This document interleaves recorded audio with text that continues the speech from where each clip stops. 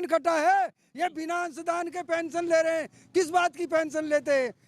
हमने ये कहा कि मतलब जो सीनियर सिटीजन को, विकलांगों को भी पेंशन दे रहे हो, दो, हमें इसमें आपत्ति नहीं है, लेकिन हमने अंशदान दिया है, हमारी पेंशन। नमस्कार साथियों, ईपीएस 95 मिनिमम पेंशन बढ़ोतरी के एक और वीडियो में आप सभी का स्वागत है। साथियों, आज के इस वीडियो में एक महत्वपूर्ण जानकारी आप सभी के साथ में साझा करेंगे, जिसमें एक ईपीएस 95 पेंशनर्स ने सरकार की ओर बहुत ही कड़े लफ्ज़ों में कटाक्ष किया। जी हाँ साथियों, इतने कड़े शब्दों का इस्तेमाल आज तक मैंने खुद अपनी ज़िंदगी में नहीं देखा, जितने कड़े शब्दों में इस ईपीएस 95 पेंशनर्स ने कटाक्ष किया है भारत सरकार और पेंशनर्स के प्रति। तो साथियों, आज के इस वीडियो में हम इसी जानकारी को आप सभी के साथ में साझा करेंगे। वीडियो बहुत ही इंपॉर्टेंट होने वाला है। अगर आप एक ईपीएस 95 पेंशनर हैं और इस तरह के कटाक्ष आप अगर देखते हैं तो आपको भी मालूम पड़ेगा कि एक ईपीएस 95 पेंशनर के मन में कितना दर्द भरा हुआ है। तो चलिए बिना देरी किए इस वीडियो को हम शुरू करते हैं।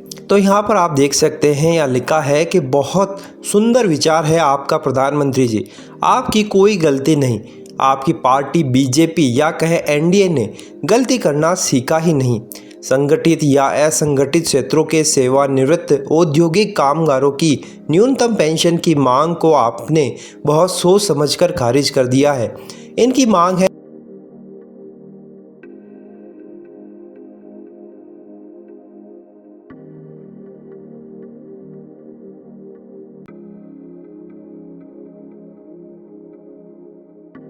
और अधिक चाहिए क्यों, जितना है काफ़ी है। डीए की मांग नाजायज़ है। यदि आसमान फटता है तो सबके लिए। देश के हर बुजुर्ग नागरिक को महंगाई भत्ता कौन सी सरकार दे सकती है? शायद कोई नहीं।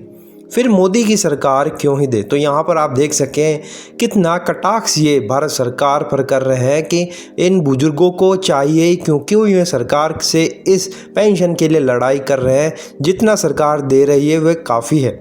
आगे यहाँ पर ये लिखते हैं, कोई इन सेवानिवृत्त कर्मचारियों को पूछे कि इनकी अपनी संतान ही इन्हें अपने घर में पनाह नहीं देना चाहती, फिर देश की सरकार उनके लिए क्या कर सकती है। तो यहाँ पर ये कह रहे हैं कि जब उनकी संतान ही उन्हें पनाह नहीं दे रही है तो वे सरकार से क्यों आग्रह कर रही है। जब कमाकर घर में कुछ न कुछ लाते थे तो उनका दायित्व था, अब दायित्व भी तो नहीं है, यानी कि अब बुजुर्गों का कोई जिम्मेदारी नहीं है तो उन्हें क्यों पैसा चाहिए। बूढ़ों को चीन की सरकार जीने नहीं देती, भारत भी चीन की राह से आगे बढ़ना चाहता है, इसमें गलती ही क्या है। मेडिकल सुविधा देकर इन अन्न उत्पादक बूढ़ों को और अधिक दिनों तक झेलने से उन्हें वीर गति को प्राप्त करने दे, विचार बेजाय नहीं है। तो यहाँ पर ये कटाक्ष कर रहे हैं भारत सरकार की ओर के जो बूढ़े हो चुके हैं उनको ज़्यादा जीने से क्या फ़ायदा। देश को अगर वह बुजुर्ग गुजर जाते हैं तो देश से इसे फ़ायदा ही होने वाला है, क्योंकि युवा शक्ति देश की बढ़ेगी तो देश की उत्पादकता बढ़ेगी। आगे ये लिखते हैं कि अगली बार अगर ये सरकार देश में वापसी कर पाई तो कुछ और वृद्धा आश्रमों की व्यवस्था करने पर विचार ज़रूर करेगी। इसके लिए जन समर्थन चाहिए। सरकार जनता में जागरूकता पैदा करना चाहती है। लोकतंत्र में सांसद और विधायक बहुत महत्वपूर्ण होते हैं। उनकी सेवा भले 5 वर्षों की होती है, उन्हें प्रत्येक टर्म की सेवा के लिए अलग अलग पेंशन देना ज़रूरी है। वह भी जीवन पर्यंत पेंशन और सुविधा प्रदान करना कृतज्ञ राष्ट्र का पुनीत कर्तव्य होता है। उनके पेंशन के लिए अंशदान की खोज सिर्फ मूर्ख ही कर सकते हैं। तो यहाँ पर फिर से ये पेंशनर्स कटाक्ष कर रहे हैं भारतीय लोकतंत्र पर, जहाँ पर सांसद और विधायकों को जो पेंशन मिलती है वो बहुत ज़्यादा होती है और उनके मात्र 5 साल के टर्म पर ही उनको आजीवन पेंशन मिलती है, जो सांसद और विधायक की दोनों के लिए अलग अलग होती है। इसके अलावा उन्हें अनेक सुविधाएं भी दी जाती है जिनके लिए कोई उन्होंने अंशदान नहीं किया होता है।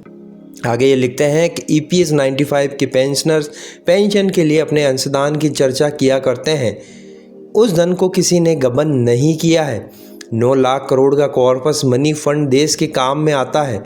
क्या ये पेंशनर्स बूढ़े लोग देश के रोड, रेल, बिजली, ब्रिज, पानी का उपयोग नहीं करते हैं तो क्यों वे पेंशन की मांग करें। तो यहाँ पर देख सकते हैं वापस ये कटाक्ष कर रहे हैं कि आपने अंशदान किया तो क्या हुआ। वह जो 9 लाख करोड़ का कॉर्पस पड़ा है वो देश के लिए काम ही तो आ रहा है।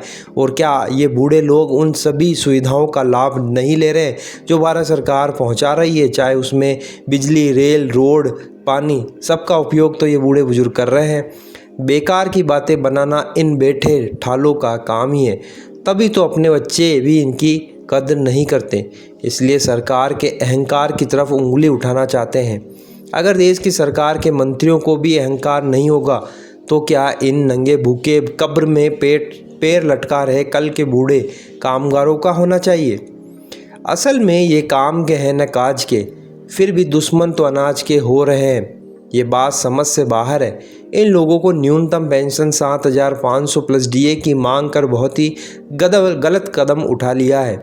ये मूर्ख लोग विरोधियों की फौज में शामिल होकर क्यों कट मरना चाहते हैं, ये समझ से परे है।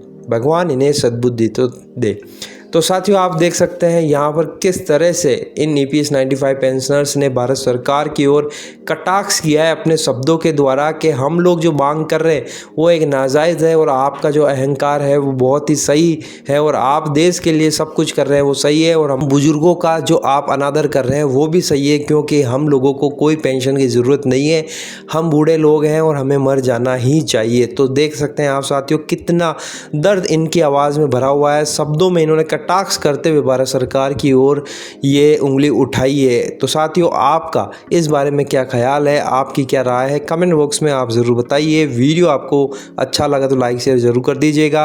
इसी तरह की जानकारी के लिए आप चैनल को सब्सक्राइब करके बेल नोटिफिकेशन ज़रूर हिट कर दिए तो ताकि इस तरह की जानकारी आपसे मिस ना हो। तो फिर मिलते हैं, तब तक के लिए अपना ख्याल रखिए। जय हिंद, जय भारत।